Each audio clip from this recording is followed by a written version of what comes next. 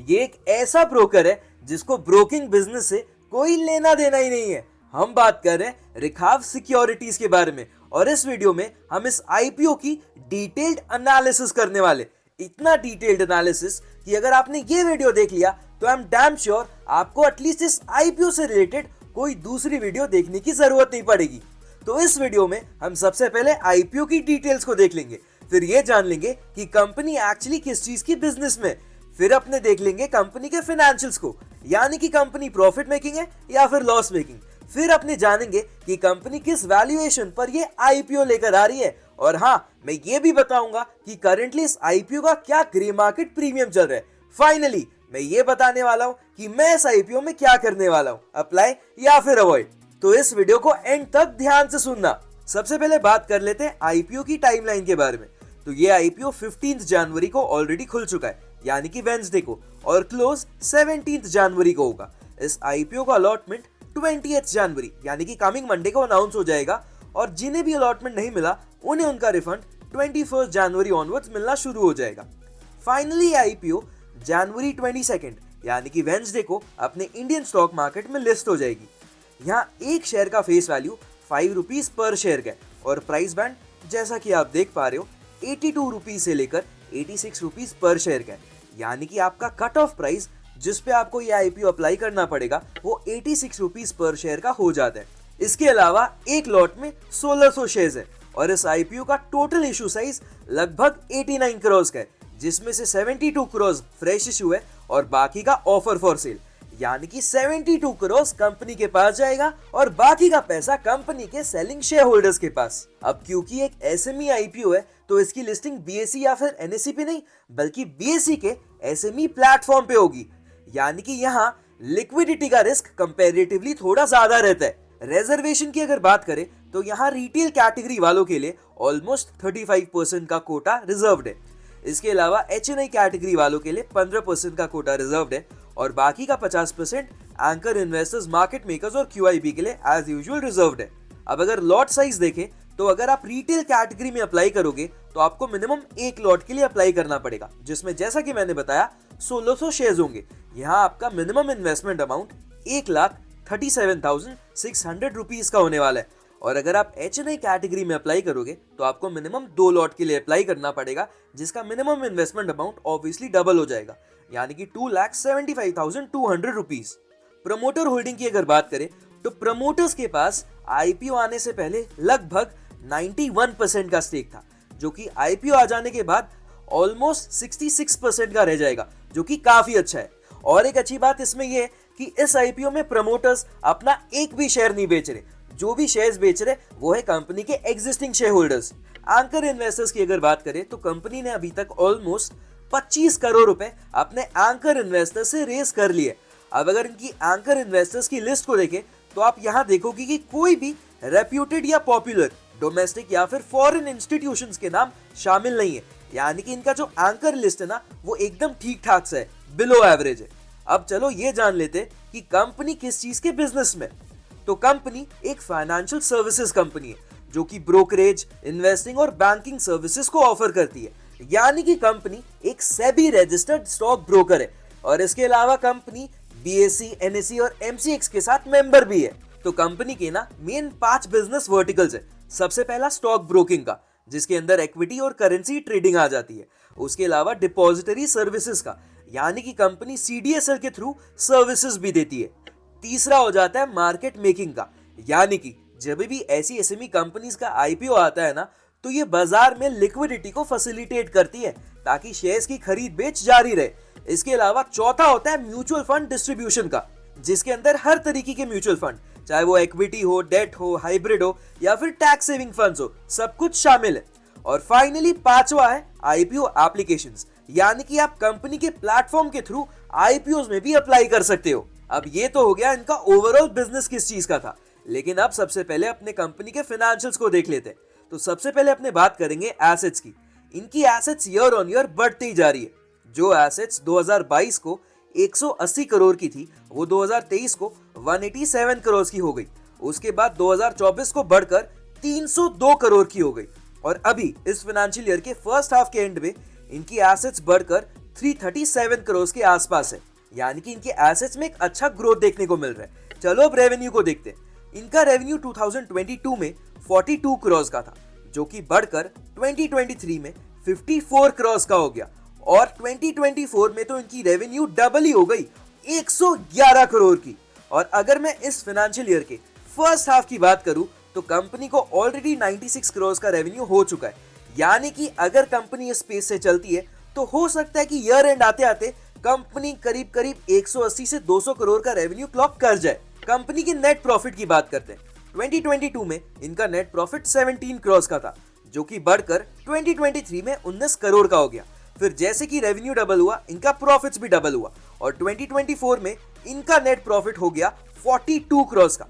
और अगर मैं फर्स्ट हाफ की बात करूं, इस फाइनेंशियल ईयर की फर्स्ट हाफ की, तो इन्हें 50 करोड़ का नेट प्रॉफिट ऑलरेडी हो चुका है, यानी कि कंपनी ने पिछले साल जितना का नेट प्रॉफिट कमाया था उससे ज्यादा इस फाइनेंशियल ईयर के फर्स्ट हाफ में कमा लिया है। यानी कि इनकी रेवेन्यू और प्रॉफिट्स दोनों में एक शानदार ग्रोथ देखने को मिल रही है। चलो अब इनका नेट प्रॉफिट मार्जिन कैलकुलेट करते हैं। तो इनका नेट प्रॉफिट मार्जिन 2022 को लगभग 50% का था, जो कि 2023 में ऑलमोस्ट थोड़ा सा ड्रॉप है, and I guess almost around 40% के आसपास का हो गया। 2024 में अगेन 40% के आसपास था, और इस फाइनेंशियल ईयर के फर्स्ट हाफ में इनकी नेट प्रॉफिट मार्जिन्स में फिर से एक अच्छा ग्रोथ देखने को मिल रहा है, और करेंटली इनके नेट प्रॉफिट मार्जिन्स अराउंड 54-55% के चल रहे, यानी कि इनका नेट प्रॉफिट मार्जिन्स भी काफी ज्यादा अच्छा है।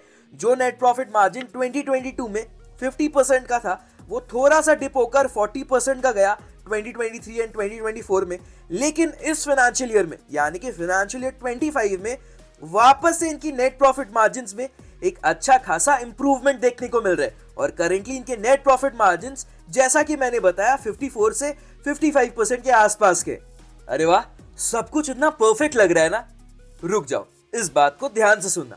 चलो हम देखते हैं कंपनी के रेवेन्यू बाइफरकेशन को। तो कंपनी का जो रेवेन्यू है ना, यहाँ जो हमने देखा, इसमें से लगभग 70% ट्रेडिंग इनकम से आता है। उसके अलावा 25% एफएनओ और करेंसी ट्रेडिंग से, उसके अलावा 4% ब्रोकरेज और कमीशन से, और 0.4% market making fees, 0.35% demat operations, और 0.35% बाकी के ऑपरेशन से। मतलब कुछ समझ में आया? कंपनी एक स्टॉक ब्रोकर है, लेकिन उसके बावजूद कंपनी का मैक्सिमम रेवेन्यू ट्रेडिंग इनकम से आ रहा है।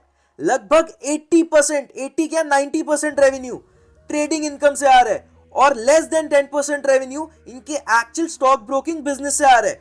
मतलब अगर इनके रेवेन्यू को 90% रिड्यूस करके देखें कि इन्हें इनकी मेन बिजनेस से कितना का रेवेन्यू और प्रॉफिट आ रहा है, तो आपको समझ में आएगा कि कंपनी की एक्चुअल फाइनेंशियल्स कहां स्टैंड करती है। और ये डेफिनेटली एक वरीसम बात है यार। आप खुद ही बताओ ना, ये एक स्टॉक ब्रोकर है, तो इनका मैक्सिमम रेवेन्यू कहां से आना चाहिए? ऑब्वियसली कमीशन और ब्रोकरेज से आना चाहिए, या ऑर्डर फ्लो पेमेंट से, कैश बैलेंसेस के इंटरेस्ट से, एसेट मैनेजमेंट फीस से, या फिर सिक्योरिटी लेंडिंग से, या फिर अपने अकाउंट मेंटेनेंस की एंसिलरी फी वगैरह से आना चाहिए। लेकिन ट्रेडिंग कहां से इनकी मेन रेवेन्यू स्ट्रीम बन गई? अब आपको समझ में आया मैंने वीडियो के स्टार्टिंग में क्यों कहा था कि ये एक ऐसा स्टॉक ब्रोकर है जिसको स्टॉक ब्रोकिंग बिजनेस से कोई लेना देना नहीं है। एनीवेज, कंपनी के रिजर्व्स एंड सरप्लस को भी देख लेते हैं। तो इनका रिजर्व्स एंड सरप्लस तो एक अच्छे खासे रेट से बढ़ते जा रहे हैं। जो रिजर्व्स एंड सरप्लस 2022 को 70 करोड़ का था, वो 2023 में बढ़कर 79 करोड़ का हो गया, फिर 2024 में 123 करोड़ का, और इस फाइनेंशियल ईयर के फर्स्ट हाफ के एंड में 173 करोड़ का। इसके अगेंस्ट इनकी करंट बोरोइंग लगभग 26 करोड़ की है, यानी कि इनका overall debt to equity ratio 0.35 का निकल कर आ रहा है, जो कि अंडर कंट्रोल है और यहाँ कोई टेंशन की बात नहीं है। इनका रिटर्न ऑन इक्विटी 36% का है, return on capital employed again 30% के आसपास का है, रिटर्न ऑन नेटवर्थ भी 30% का है। पैट मार्जिन जैसा कि हमने अभी कैलकुलेट किया 2024 में 40% के आसपास का था। कंपनी आईपीओ सिर्फ 329 करोड़ के वैल्यूएशन पर ला रही है। यहाँ आपको और एक रेड फ्लैग दिखना चाहिए। अगर फाइनेंशियल्स में वाकई में सब कुछ इतना अच्छा है, तो कंपनी इतने सस्ते वैल्यूएशन में अपना आईपीओ क्यों ही लेकर आती? कंपनी का price earning ratio pre IPO वाली 6.04 की है, और price to book value ratio 1.87 का। अब चलो ये दोनों रेशियोस कंपनी के बाकी के कॉम्पिटिटर्स के साथ कंपेयर करके देखते हैं। तो चलो इनका पीयर कंपैरिजन करते।